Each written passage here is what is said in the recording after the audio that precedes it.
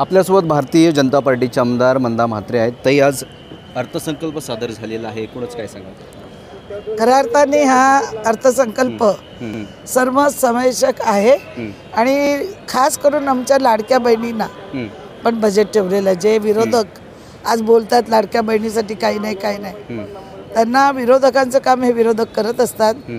शेतकरी असतील, तरुण मुलं असतील, उद्योजक असतील आणि सर्व प्रश्नावरती जर व्यवस्थितरित्या त्यांनी बजेट ऐकलं असेल तर सर्वसमावेशक हा बजेट आहे.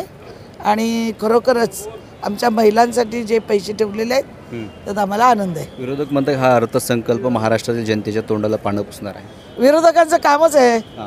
ते काय म्हणणार, हेच म्हणणार की पानं तुम्ही होतं तर तुम्ही केलं होतं, तेच केलं होतं. लाडकी बहीण योजना निघाला 2100 रुपये देण्याची मागणी केली होती, परंतु ती पूर्ण नाही झाली. अर्थसंकल्प होणार ती, त्याच्यासाठी बजेट ठेवलं आहे आणि ते आता सगळं नियमावली करून 2100 रुपये ते देणार आहेत. नक्कीच या होत्या भारतीय जनता पार्टीचे आमदार मंदा म्हात्रे. मी गुणवंत DRV न्यूज, मुंबई.